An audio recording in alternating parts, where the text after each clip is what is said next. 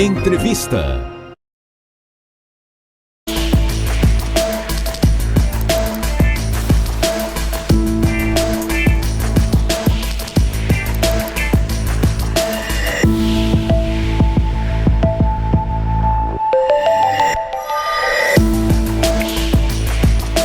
Muito bem, é hora do Momento Cidade Entrevista aqui no Manhã Cidade. Vamos falar sobre imposto de renda. Pois é. Começou dia 17, vai até dia 30 de maio. Muita gente já começou a entregar. No primeiro dia nós tivemos uma explosão de entregas, né? O pessoal já estava só o aguardo ali de pode mandar, já tinham muita gente já para enviar. Claro, na intenção de receber a restituição no primeiro lote. Porque tem, né, uma vantagem quem, né, se antecipa. A gente recebe aqui nos estúdios da Rádio Cidade o delegado da Receita Federal em Caruaru, Rafael Casimiro.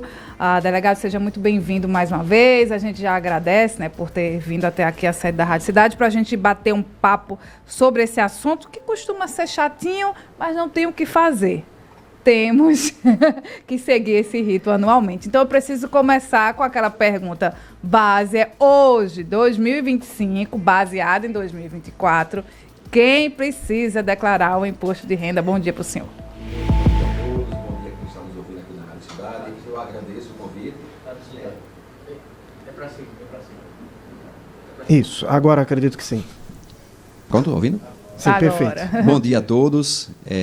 Eu agradeço o convite. Bom dia a todos aqui, os ouvintes da Rádio Cidade. Então, principalmente os que estão obrigados a declarar, aquelas pessoas que receberam rendimentos tributáveis acima de R$ 33.888, que dá 2 salários mínimos. Então, quem recebeu acima de 2 salários mínimos é o nosso principal contribuinte. Também aquelas pessoas que receberam rendimentos isentos acima de R$ 200 mil, que possuíam bens e direitos acima de R$ 800 mil.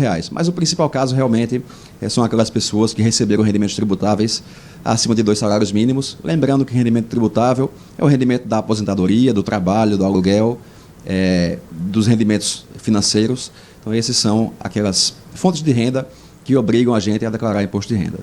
Delegado, qual é o caminho para quem vai fazer essa declaração e quer fazer sozinho? Precisa baixar, né, o aplicativo? Como que faz o passo a passo? Quais são as opções? Né? Tem um modelo pré-preenchido? Como é que funciona? E antes do senhor responder, para complementar essa pergunta de Vitor, que é muito bacana, porque a gente sabe, né, principalmente a nossa audiência masculina, eu sei porque lá em casa tem um exemplar desse. Eu desenrolo, eu sei fazer, não precisa contratar ninguém. A gente já passou por isso no passado e deu problema. É interessante, né, Rafael, seguir tudo direitinho, observar e ver se realmente é capaz de fazer essa declaração para não ter problema, dor de cabeça depois, né? Para quem já tem certa familiaridade com o computador, já usa aplicativo celular, não é difícil. Especialmente para aquelas pessoas que têm somente uma fonte pagadora, que é a maioria de nós. Então, quem tem somente uma fonte pagadora, quem faz a declaração no modelo simplificado, que você não precisa demonstrar nenhuma dos pagamentos dedutíveis, a maneira mais fácil é esperar o dia 1º de abril, que é quando vai ser lançada a declaração pré-preenchida. Infelizmente ainda não está pronto, só vai estar pronto no dia 1º de abril, e fazer a declaração através do site da Receita no serviço Meu Imposto de Renda. Então, acesse o site da Receita, pode ser acessado com a conta Gov Prata ou Ouro, e a pessoa faz a opção pela declaração pré-preenchida. Se for no modelo simplificado, 3 ou 4 cliques ele consegue fazer a declaração. Muito simples. Mas se a pessoa não tem tanta facilidade, ou se ela tem muitas fontes pagadoras, é o caso de professores, médicos, advogados, pessoas muitas fontes pagadoras, ou possui muitas casas de aluguel, ou tem precisa preencher carnê-leão, que é um dificultador na declaração. Então, nesses casos que, quando for um pouco mais complexa a vida financeira daquele contribuinte, a gente sempre recomenda contratar um contador de confiança. Contrata um contador de confiança para evitar ter problemas futuros na malha fina. Tem um tutorial, não? A Receita disponibiliza um tutorial de como fazer, de como baixar, isso fica disponível em algum lugar? Quais são as informações básicas, né? A gente sabe que pronto, aqui na rádio, esse mês agora já veio com, né, com os discriminação informes, né? dos rendimentos. Isso, aí tem também do banco, né? Agora a gente sabe também que na conta Gov, onde reúne todas as nossas informações, isso tem facilitado bastante, né? Porque tudo está lá também. Isso. Não tem tutorial, infelizmente, mas tem perguntas e respostas que responde a maioria das dúvidas quando a legislação é um pouco mais complexa, um pouco mais difícil. Então, esse perguntas e respostas responde a maioria das dúvidas.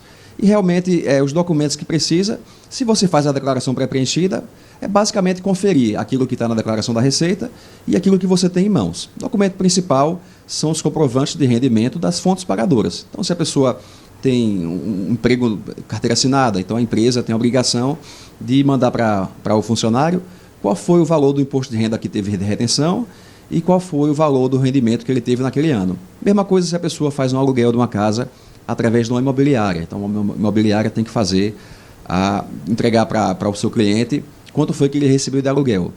Quem tem filho em escola particular, a escola fornece aos pais quanto foi o pagamento da mensalidade no ano passado.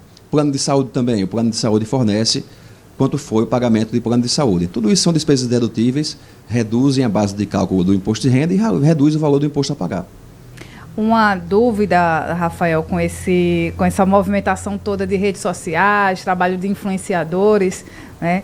É como comprovar, né? São os freelas também que se chamam, né? Você tem o trabalho e faz alguns por fora, tira nota e tudo mais. Como comprovar esse tipo de trabalho, tanto de influenciador digital e quem trabalha emitindo nota fiscal, né? A própria nota fiscal já é um comprovante de rendimentos. Então, se a pessoa fez um trabalho, recebeu uma remuneração, digamos, de R$2.000, está descrito na nota fiscal, aquela nota fiscal já comprova que a pessoa teve um determinado rendimento e se teve retenção de imposto de renda, também teve determinada retenção. A própria nota fiscal já é comprovante suficiente. A questão do microempreendedor individual, no caso dele, a questão é diferente, né? O acerto com a Receita Federal é feito por um meio específico, né? A gente tem que lembrar sempre às pessoas que existe a separação entre a pessoa física e a pessoa jurídica. Esse imposto de renda que a gente está falando agora é da pessoa física. Então, se a pessoa tem um MEI, por exemplo, um microempreendedor individual, o lucro daquele MEI é declarado na declaração do MEI, não é da pessoa física. Agora, se a pessoa recebe um prolabore, né, que é o salário que a empresa paga para o dono da empresa, se a pessoa recebe algum lucro, recebe algum rendimento financeiro daquela empresa, então na declaração de imposto de renda da pessoa física, aqueles rendimentos devem constar. O lucro distribuído por uma pessoa jurídica para uma pessoa física é um rendimento isento. Mas o prolabore, que é o salário que a gente recebe quando a gente tem uma pessoa jurídica, aquele rendimento é tributável. Então cada caso é um caso. Como esses casos às vezes são um pouco mais complexos, se o contribuinte não tiver facilidade com a legislação, a gente recomenda contratar um contador. Rafael, empréstimo. É preciso informar também? Sim, empréstimos, se a gente faz um empréstimo para alguém, a gente tem um saldo, né, como fosse um investimento. Então a gente declara na ficha bens e direitos. E se a gente estiver devendo também o empréstimo, a gente também vai declarar nessa ficha bens e direitos também. À medida que a gente vai pagando aquele empréstimo, a gente vai deduzindo daquela ficha. Um imóvel também financiado, um veículo? Sim, o imóvel e o veículo. Por exemplo, eu comprei um carro de R$100.000. E aí eu paguei uma entrada de 50 mil e dividi o restante em parcelas, 50 parcelas de 1.000. Eu vou declarar na minha declaração, no caso do ano passado, 50 mil, que foi a entrada, mais as 6 parcelas de 1.000, dá 56 mil. E o restante do valor do carro, eu vou declarando de acordo, vou pagando as parcelas. Mesma coisa o imóvel. Eu pago uma entrada no financiamento, eu vou declarar na minha ficha de bens e direitos o tanto que eu paguei de entrada, a taxa de cartório e as parcelas que eu paguei até dia 31 de dezembro.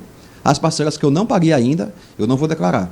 Eu vou declarando à medida que eu vou pagando as parcelas. Bom, para a gente lembrar, quem faz a declaração do imposto de renda sabe que pode ter um valor a pagar, né, um complemento a pagar, pode estar ali equilibrado, aquilo que foi retido é aquilo que realmente tem que pagar, então entrega a declaração, não recebe nada, mas também não paga nada, e tem aqueles que têm um valor a ser restituído. O Estado brasileiro vai restituir a você um valor que ficou preso na fonte e você conseguiu comprovar ali e a Receita vai te devolver. E a gente estava falando aqui, né? As pessoas que vão rápido e entregam a declaração estão nos primeiros lotes. A gente já sabe quando que vai ser o primeiro lote? Pelo menos o mês que vai sair? Primeiro lote, o depósito na conta no dia 31 de maio.